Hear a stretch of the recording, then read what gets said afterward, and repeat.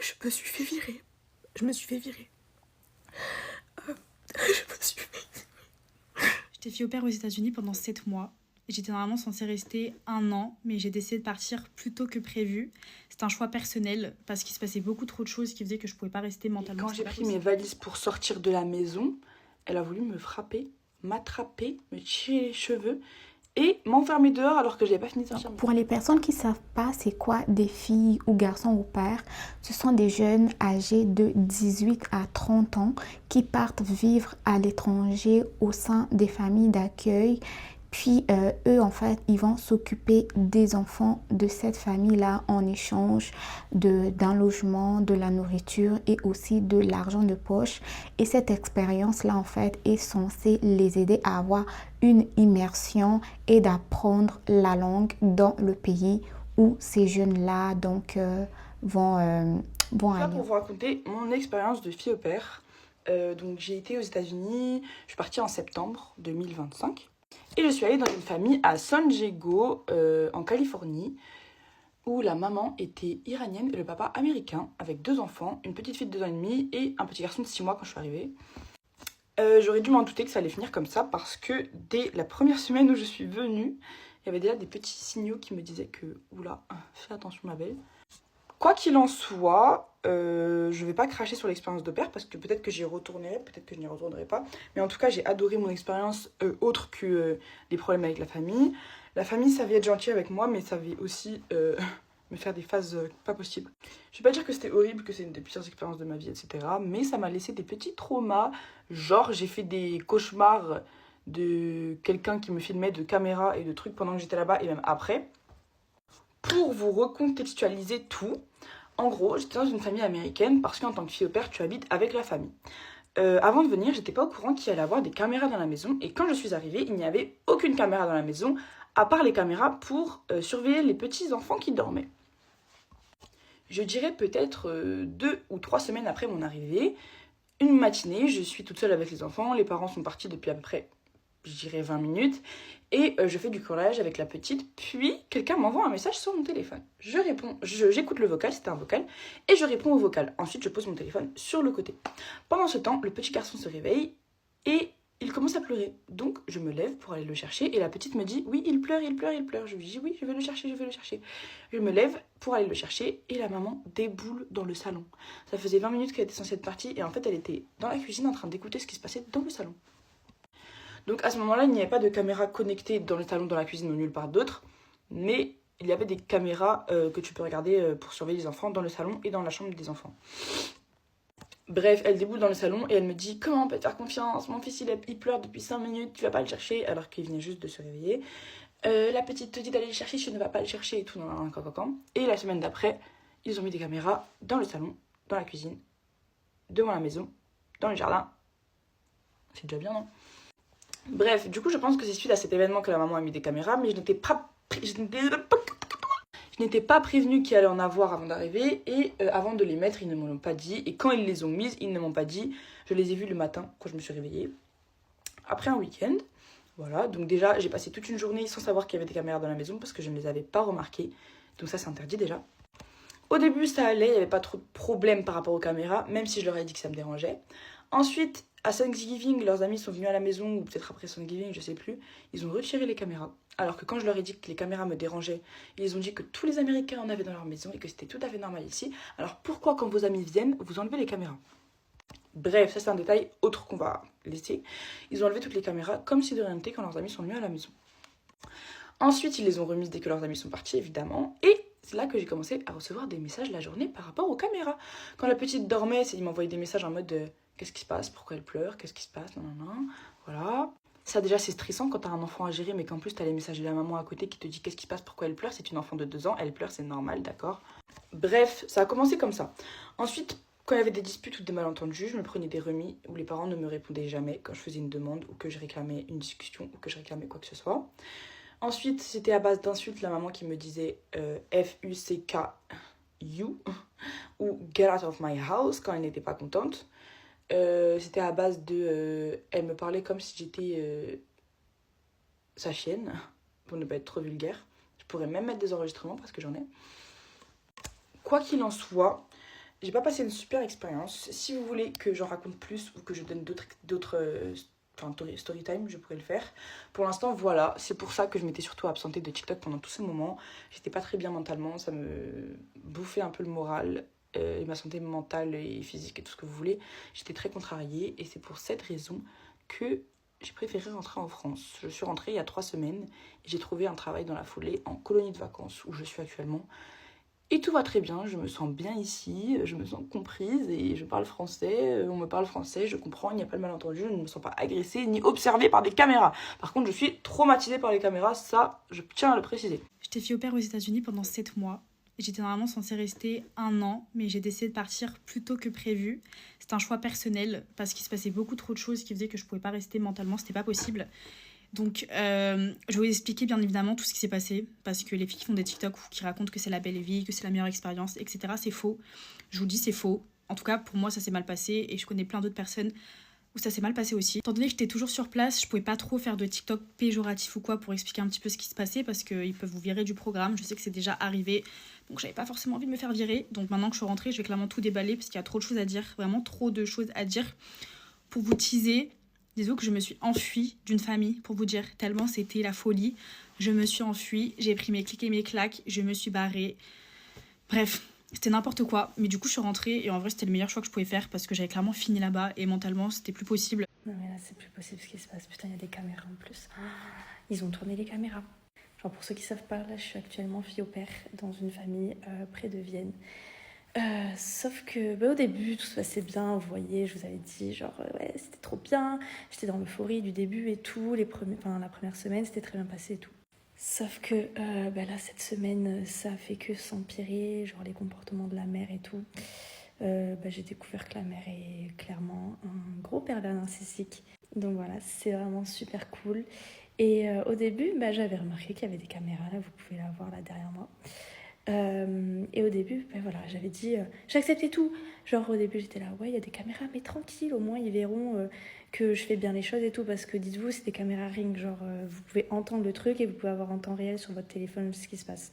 Il y en a une là du coup qui surplombe tout le salon et la cuisine, et il y en a une aussi dans leur bureau. Et en fait, pour le comportement de la mère, désolée, je passe du coq à l'âne, mais le comportement de la mère, j'acceptais tout. Genre, en fait, j'étais là toujours à lui trouver des excuses. Et puis, elle était un peu... du coup, elle était complètement sur les nerfs avec moi et tout. Alors que moi, j'essayais de toujours faire bien les choses, mais voilà, toujours l'impression de marcher sur des œufs. Et puis après, elle venait s'excuser. Enfin, voilà, vous savez, vraiment un comportement typique d'un pervers narcissique. Et pareil pour les caméras, donc je les excusais parce que j'étais là, ouais, vas-y, au moins ils verront bien que je fais bien les choses et tout, alors que, mais wesh, on est où? Genre, il y a des putains de caméras. Et là, ce matin, j'arrive dans la cuisine, donc je vois que la caméra a été tournée, soi-disant la caméra pour les cambrioleurs, hein, ouais, t'inquiète. Donc là, la caméra est tournée en direction aussi de la buanderie. Ouais, je sais pas ce que les cambrioleurs vont aller voler, peut-être du pain, je ne sais pas. Mais vraiment, genre là, la goutte d'eau qui fait déborder le vase, mais c'est pas possible. Genre, c'est pas possible. Donc, il y a de très fortes chances que je me taille vraiment la semaine prochaine, quoi. Voilà. Je me suis fait virer. Je me suis fait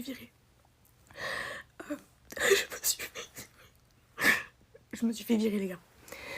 J'essaie de pas pleurer parce que j'ai pas envie qu'ils m'entendent pleurer. Mais je me suis fait virer, genre, c'est pas une blague. On a eu une conversation. Ils m'ont dit, soit t'acceptes de travailler samedi, c'est pour de la merde. Soit t'acceptes de travailler samedi, soit tu te barres. S'ils m'avaient pas fait cet ultimatum, je pense que j'aurais quand même dit non. S'ils m'avaient pas fait cet ultimatum, peut-être j'aurais pensé, mais là ils m'ont dit, c'est soit tu travailles samedi, soit tu te barres. Mais moi, tu me fais un ultimatum comme ça, mais je pense que tout le monde qui se respecte, tu nous dis, l'autre option c'est que tu te barres, je me barre. Du coup, je leur ai dit, est-ce que je peux réfléchir, genre un petit peu, parce qu'ils me l'ont dit comme ça, c'est une grosse décision à prendre. Et je leur ai dit, je veux réfléchir. Donc je suis partie dans ma chambre, ils m'ont dit pas de soucis, tu réfléchis jusqu'à 19h30. Là, il est 17h50, ok. Je suis arrivée dans ma chambre 2 secondes après. Donc j'avais appelé ma LCC juste avant. J'étais encore au téléphone quand ils ont toqué à la porte. Du coup, j'ai laissé l'appel. Comme ça, elle a tout entendu. Et mes hosts, ils m'ont dit, finalement, nous, on a réfléchi, mais on peut pas avoir quelqu'un comme toi dans la maison. Du coup, tu pars. Ils m'ont dit, tu prends tes affaires, on va appeler la coordinatrice locale et tu pars. Je pars. Les gars, je pars. Genre là, ma coordinatrice locale, elle était au téléphone, elle a tout entendu, elle a dit, ok, tu sais quoi, c'est pas plus mal pour toi, je vais venir te chercher.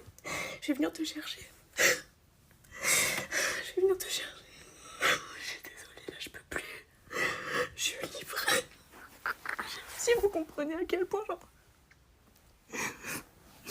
Et moi, j'étais en mode, mais mon visa. Elle m'a dit, t'inquiète pas, s'il faut que je t'emploie, moi, dans ma maison, pendant les dernières semaines qui restent, pour pas casser ton visa, on va faire ça. Du coup, elle vient me chercher, là, je fais mes valises, et je pars. Je sais pas quoi faire. Enfin, j'ai rien à faire, en fait. Là, je me suis fait foutre à la porte parce que j'ai osé dire non. Ok, bah, ça, c'est la dernière fois que vous voyez ma chambre. Bye. Ma mère d'accueil m'a demandé d'arrêter de mettre du parfum. Je vous explique.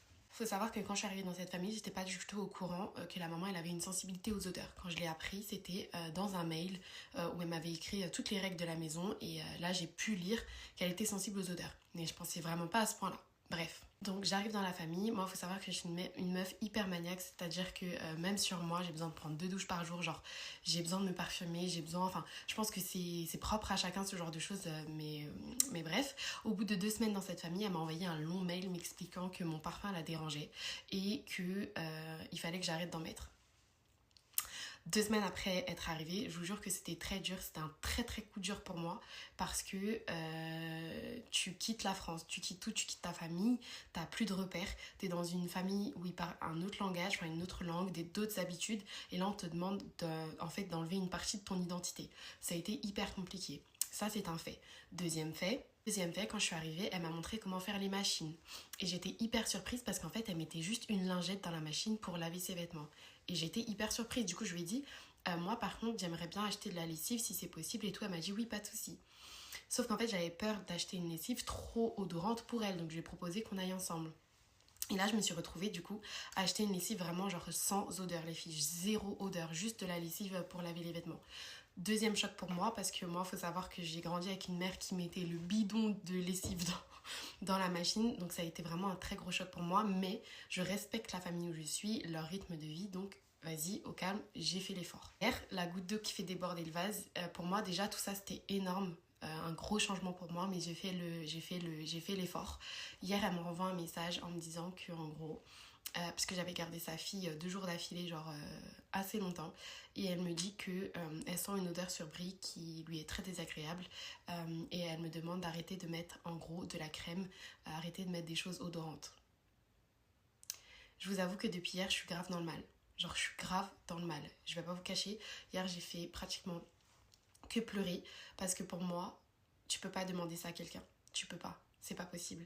Je sais pas ce que vous en pensez. J'essaierai de vous mettre un extrait de son message. Elle a essayé de dire ça avec les formes et tout, mais je le prends très très mal. Vraiment très mal. Soit je sais pas si c'est le problème que sa fille sente une autre odeur que la sienne qui lui pose un vrai souci.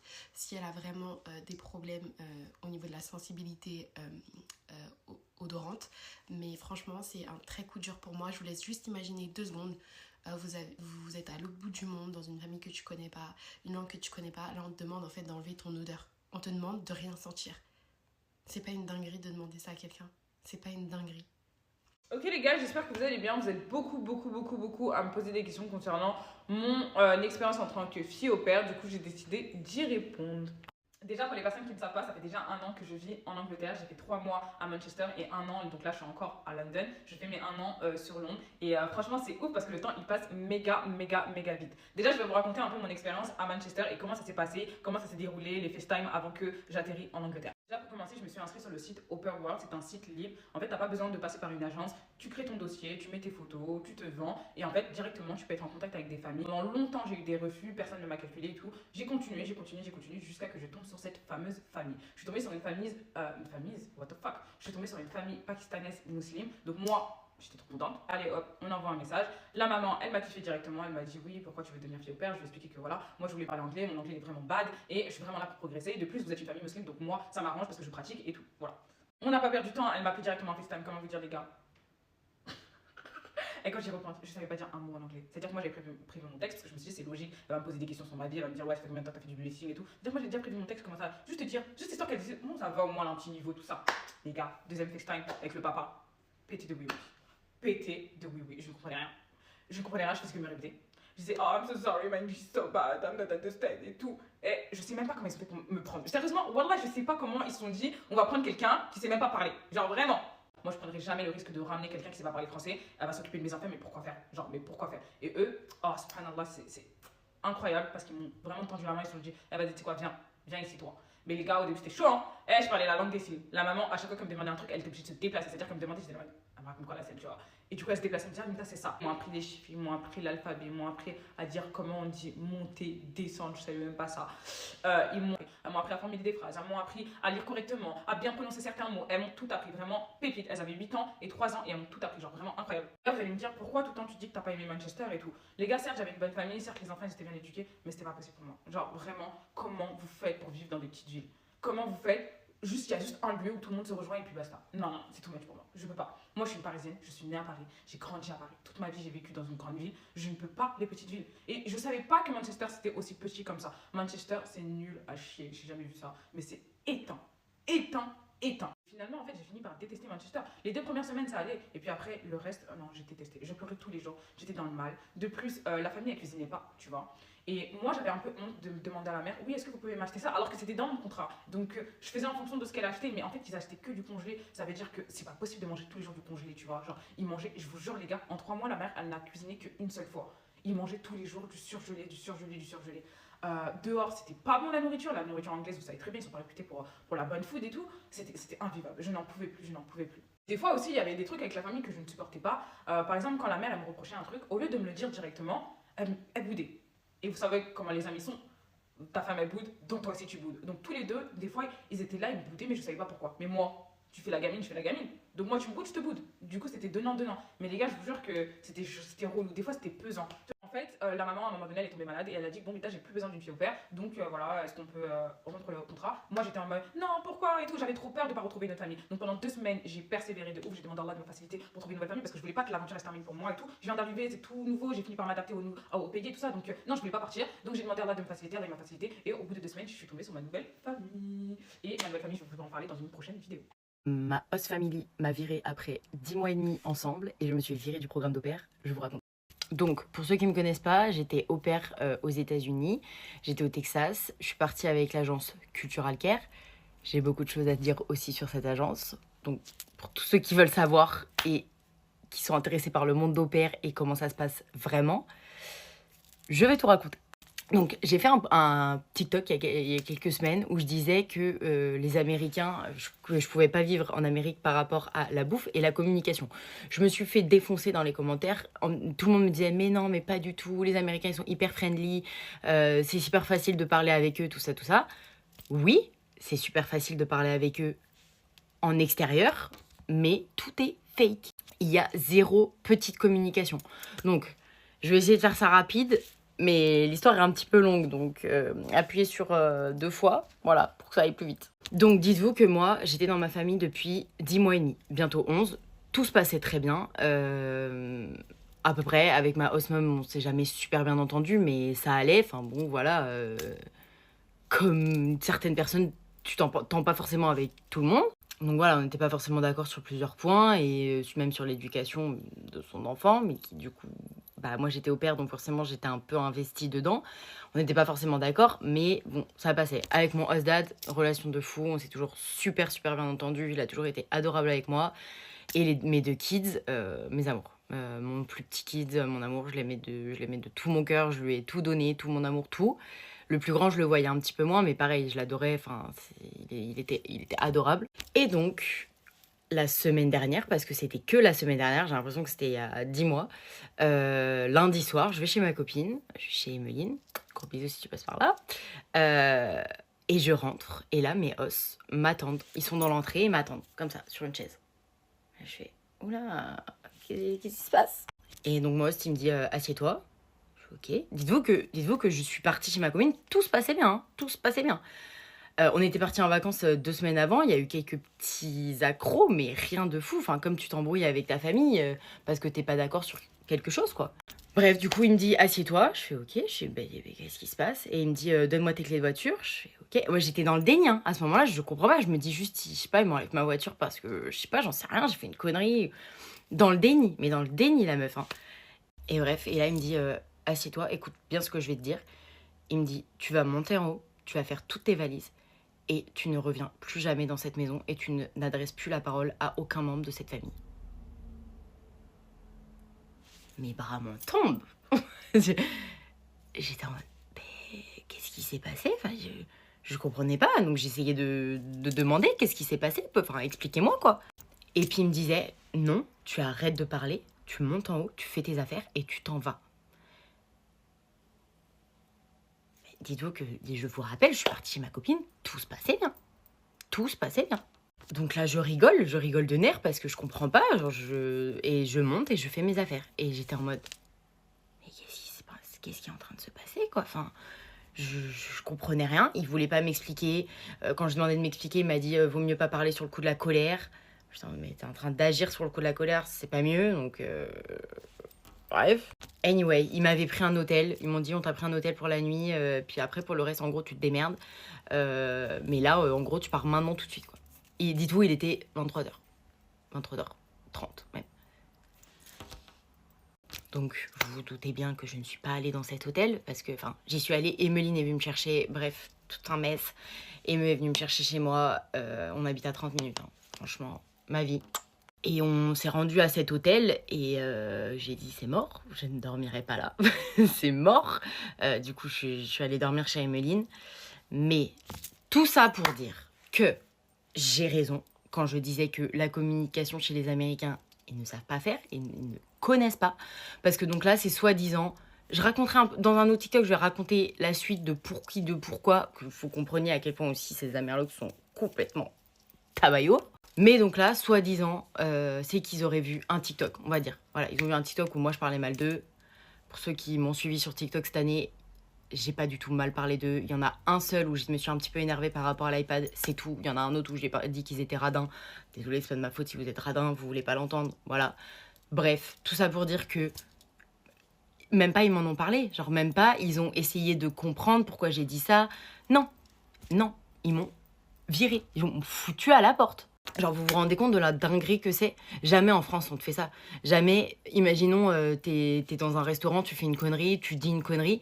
Jamais on va te virer comme ça sans explication. On va t'expliquer, on va te demander de parler, on va te dire qu'est-ce qui s'est passé, bref, on va avoir une discussion. Les Américains ne savent pas faire. Ne savent pas avoir de discussion. Non. Donc, à la place, ils m'ont viré. Ils m'ont foutu à la porte à 23h30 du soir. Et l'histoire ne s'arrête pas là, c'est de pire en pire. Je vais faire un autre TikTok pour en parler parce que là, ça fait déjà 6 minutes que je parle et que ça va être beaucoup trop long déjà. Donc, voilà. J'ai été fille au père en Italie il y a 5 ans et je vais te raconter mon expérience. Alors, c'est vrai que j'ai vu beaucoup de filles au père aux États-Unis. Et c'est vrai que c'est beaucoup plus courant là-bas. Et du coup, je vais te raconter mon expérience en Italie qui a été un peu film d'horreur. Moi, ce qui s'est passé, c'est que j'ai eu un FaceTime avec la mère au père. Alors déjà, j'avais même pas vu le père en FaceTime. Clairement, il en avait rien à faire. Et le petit, il s'était pas vraiment trop montré à la caméra. Alors, je m'étais demandé s'il était timide, si... En fait, avec le temps, j'ai compris qu'il en avait juste marre. Et ça, je vais vous expliquer le pourquoi. Et la mère, forcément, moi j'étais en FaceTime avec aussi ma mère, du coup elle était très gentille, elle était maligne. Donc elle m'avait dit en vidéo, elle m'avait montré très rapidement l'appartement, elle m'avait dit voilà, bon bah toi tu as ta chambre et y a aussi, tu as aussi ta salle de bain privée. Les règles étaient assez simples, il n'y avait pas non plus à faire plein de choses pour le gamin, mais en fait quand je suis arrivée là-bas, bah, elle m'a rajouté plein de tâches. Et déjà aussi... Petit red flag, si votre famille au père ne vous prend pas le billet d'avion, ne vous amène jamais au restaurant, ne vous amène pas faire des activités, c'est un gros red flag. Évitez, n'y allez pas. Genre clairement, c'est changer de famille. Pour moi, l'échange culturel, il est là. C'est la base de la fille au père. Elle est censée être là dans les moments avec la famille. C'est des gens aisés souvent, donc... je veux dire, ils peuvent très bien vous prendre avec eux pour plein d'activités. Moi, du coup, ce qui s'était passé, c'est qu'ils ne m'avaient pas pris les billets d'avion. Donc, du coup, j'avais dû me payer les billets d'avion. Et surtout, 1 heure avant le décollage, elle me dit « Oui, bon, bah, du coup, au final, on ne viendra pas te chercher parce qu'on travaille. » Du coup, c'était grave faux parce qu'au final, quand j'étais arrivée chez eux. Enfin, ils étaient tous les deux là. Donc, moi, quand je suis arrivée à l'aéroport, il y a cette fille qui est venue me chercher que j'avais rencontrée avant de partir. Elle m'avait dit non, mais je viens te chercher à l'aéroport, etc. Du coup, elle m'avait amenée voir la famille au père. Quand j'arrive chez eux, faut penser que j'avais 2 valises de 30 kilos, donc j'avais quand même 60 kilos sur moi à porter. Elle me dit, j'appelle la mère pour lui dire que je suis là. Elle me dit oui, on est au 2e étage. Il n'y avait pas d'ascenseur. Donc déjà, elle est même pas descendue pour venir m'aider. Ça a commencé très, très, très, très mal. Et je rentre dans l'appartement et là, elle m'annonce que le chien est agressif aussi. Et c'est un Golden Retriever. Donc pourtant, Dieu sait que les Golden Retrievers sont quand même très mignons normalement et j'adore les chiens, etc. Mais là, pour le coup, j'ai découvert que la famille n'en prenait pas du tout soin. Ils le sortaient jamais. Donc ce chien, il vivait clairement enfermé dans cet appartement toute la journée. Et il était devenu, je pense, agressif à cause de ça. Une semaine après, je m'étais faite même mordre par le chien. Truc que vraiment, j'adore les chiens. J'aurais jamais imaginé un truc pareil. Et là, elle me montre la chambre et en fait, je dors clairement dans un même pas 10 mètres carrés avec un lit militaire en fer, avec un matelas épais comme ça et une armoire où clairement ils m'ont laissé 2 étagères et le reste, vraiment que des jeux d'enfants. Du coup, en fait, le gamin il rentrait tout le temps pour s'en toquer, pour prendre ses jeux et je trouvais ça clairement abusé parce qu'au niveau de l'intimité, c'était zéro. La salle de bain, il n'y avait pas d'eau chaude. Donc en fait, les histoires ont commencé comme ça. C'est-à-dire que déjà pendant 2 semaines, ils m'avaient fait laver les plats de tout le monde. Matin, midi, soir, alors qu'ils étaient même à la maison, ils me demandaient quand même de laver la vaisselle. Et ça, c'était pas dans mon contrat d'ailleurs. Donc voilà, c'est pour ça que je vous dis bien, établissez bien les choses correctement. Moi, je ne ferai pas ça. C'est super important. Et en fait, comment ça s'était passé? J'avais pas d'eau chaude dans la salle de bain et il y avait clairement 3 salles de bain dans l'appartement. Et il y en avait une qui était pour la grand-mère. Sauf que moi, j'avais demandé à la grand-mère si je pouvais prendre la douche dans sa douche parce que il n'y avait pas d'eau chaude. Et elle m'avait dit oui, pas de souci, etc. Sauf que quand ils sont rentrés le soir, en fait, clairement, la mère, elle l'a su et elle m'en a mis... elle m'a engueulée clairement comme si j'avais... 5 ans, comme si j'étais sa fille en fait, alors que j'étais pas du tout sa fille, enfin, m'avait hurlé dessus. Et le lendemain aussi, je me rappelle, le lendemain de mon arrivée, le père m'avait montré le chemin pour amener le petit à l'école en vélo. Il fallait que je l'amène en vélo en le portant derrière moi, sauf qu'il faut penser que le gamin il avait déjà 6 ans. Et je pesais peut-être autant que lui à cette période-là de ma vie. Et du coup, c'était ultra galère. Et il y avait si vous êtes déjà venu à Rome, c'est rempli de sang pétrini par terre. Donc je sais pas si vous voyez, c'est les pavés en gros à Rome. Et c'est l'horreur. Enfin, faire du vélo dessus, c'est la galère. Donc disons que l'expérience ne s'était pas très très bien passée dès le début, clairement. Ils avaient même demandé à une ancienne au-pair de venir pour m'aider à aider le petit à faire ses devoirs. Alors qu'il était à l'école française, donc je l'ai aidé en français sur des devoirs qu'il avait 6 ans, donc quand même. Et du coup, cette ancienne fille au pair qui vivait encore à Rome m'avait dit fais bien attention parce que en fait toutes les filles au pair qui sont venues dans cette famille sont reparties après 1 mois, même pas. Et elle-même en fait elle avait pas pu partir parce qu'elle avait des problèmes d'argent. Du coup elle était restée plus longtemps, mais elle m'avait dit fais attention parce que vraiment ils traitent pas très bien les filles au pair. Du coup, ça, c'était la première partie de ma période fille au pair en Italie et je vais vous faire une deuxième partie pour vous expliquer un peu mieux. I was an au pair in Australia and the father tried to sleep with me. If you think I'm joking, I'm 100% not. I've been contemplating whether or not I should talk about this on here, but I figured, why the heck not? This will probably be like a 4-part series type thing, so just lock in and know that everything I'm about to say is 100% facts. Okay, so September 2024, I moved to Melbourne, Australia, and I was an au pair for this super rich family. And the plan was to stay in Australia for 2 years, so in theory, I would still be in Australia now, not Spain. The kids were adorable. I lived in my own section of this big-ass house, and I also found the best group of girls to be friends with, so life was great. But then it all went wrong, of course. Literally the first week I got to Australia, I had this gut feeling that the dad was into me. Keep in mind, there is a wife involved. There is a mother here. And I was having this realization. The father hadn't done anything, so a part of me just felt like I was being a little big-headed, a little narcissistic. I even told my friends, like, oh my God, the dad's into me, ha ha ha, what if he wants to sleep with me? Little did I know. Now keep in mind, since I got there, with each month there were signs that confirmed, okay, this guy is into me. I will not be getting into those signs, but just know guys, they were crazy. And then in January, I had like, a little self-dialogue and I was like, okay, the father of this family is quite literally into me and I am in a pickle. And then I told myself, okay, Bailey, you need to find a way to get proof that he's into you so you can tell his wife, because I'm a girl's girl. So I will tell the wife, I will tell a girl if her man is into me, trust. Cut to February of 2025 and my life turns into a literal TV show. So one day the father told me that he was going to Las Vegas for a week for a work conference and he asked me if I wanted to come. Now, he told me that I could have my own room because normally he would invite another colleague, but I could have that room instead and I'd be able to enjoy Vegas on my own, which I didn't believe for a second. But okay, like I said, we're in February. One day, the wife is away for work, of course. And the father mentions Las Vegas again, and I tell him, okay, we need to have a real conversation as to why you want me to come to Las Vegas with you. And then he tells me that he will take the kids to school, and when he comes back home, we will have the conversation. So he takes the kids to school, and keep in mind, the kids' school is maybe 10 minutes away from the house, so I have roughly 20 minutes to mentally prepare for this conversation. Because I just knew that it was all about to go down. I just knew. But I'm letting you know that no preparation would be enough for this conversation. Avant de commencer, merci à ces personnes-là qui ont pris le temps de pouvoir partager leurs expériences en tant que filles ou autant que filles au père. Et je sais qu'il y a des garçons au père, mais dans les témoignages, il n'y en a pas de garçons parce que je n'ai pas trouvé de garçons au père qui partageaient leurs expériences.